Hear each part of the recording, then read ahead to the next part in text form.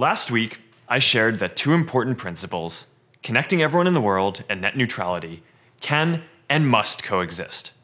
Today, I'm going to share details on how Internet.org will support these principles.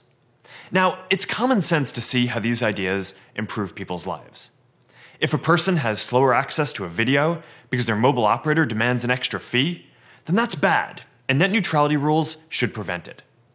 If an entrepreneur has to pay an extra fee just to reach their customers, then that's bad, and net neutrality rules should prevent that too. But if a local fisherman gets access to free internet services he couldn't otherwise afford to help him sell more fish and support his family, then that's good, and we shouldn't have rules that prevent that. Now, if this fisherman seems like some far-off case to you, remember that if you're watching this on the internet, most of the world lives more like that fisherman than like you. Almost 2/3 of the world's population has no internet access.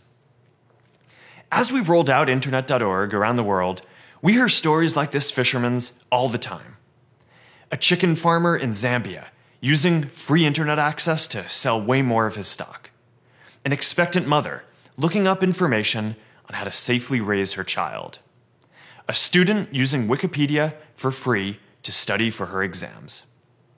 Research has shown that for every billion people who gain access to the internet, more than 100 million are lifted out of poverty. There are more than 4 billion people who need to be connected. And if we can connect them, then we'll raise hundreds of millions of people out of poverty. I say all this supporting net neutrality. At its core, net neutrality is about preventing discrimination. But our society acknowledges that preventing discrimination alone isn't enough. We also need to do even more to lift up the disadvantaged in our communities. So while countries have anti-discrimination laws, we also have laws to make sure that we do even more to invest in groups like women and minorities. The same applies to universal connectivity and net neutrality. Some may argue for an extreme definition of net neutrality that says that it's somehow wrong to offer any more services to support the unconnected, but a reasonable definition of net neutrality is more inclusive. Access equals opportunity. Net neutrality should not prevent access. We need both. It's not an equal internet if the majority of people can't participate. Our goal with Internet.org is to help everyone connect. We provide free basic services, starting with health, education, jobs, and communication. Services like Wikipedia, job listings, HIV education, and maternal health resources. Our vision is to give people access to more and more free services over time. Everyone should be able to offer free services. People should have choice over what services and what mobile operator they use. Here's how we get there. Internet.org is a partnership between governments, mobile operators, local entrepreneurs, and companies like Facebook. Everyone is welcome to join. It's not exclusive to any mobile operator or company. Now, we had to start somewhere, so we launched first with partners who wanted to work with us on this mission to connect the world. But we'll work with anyone who wants to join us. No company pays to be included in Internet.org. No operator is paid to offer these services. Facebook doesn't even show ads in Internet.org. This program supports itself. When people use free basic services, more of them then decide to pay to access the broader internet, and this enables operators to keep offering these basic services for free. It's not sustainable to offer the whole internet for free, though. It costs tens of billions of dollars every year to run the internet, and no operator could afford this if everything were free.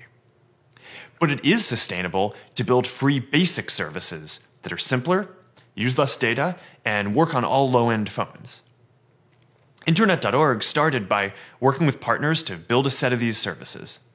We even made Facebook simpler by removing photos and videos. Today, we're taking the next step. We're going to open Internet.org so anyone can build free basic services.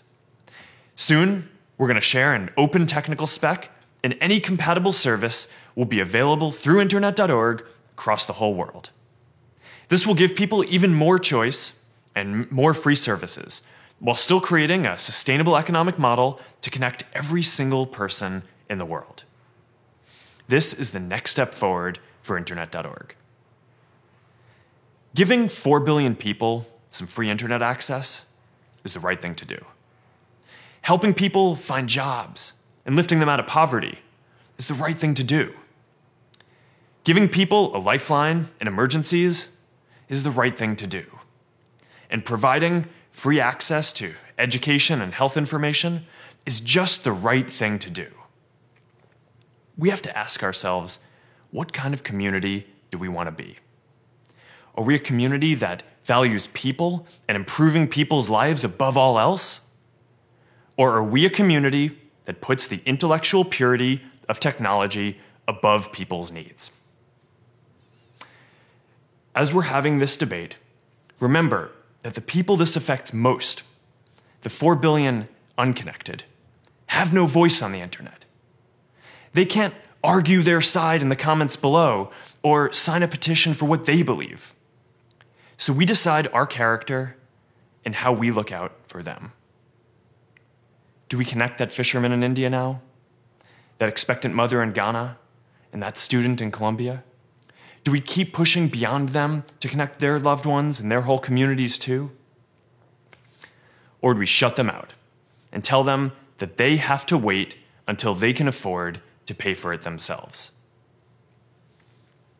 History tells us that helping people is always a better path than shutting them out. We have a historic opportunity ahead of us to improve the lives of billions of people. Let's take that opportunity. Let's connect them.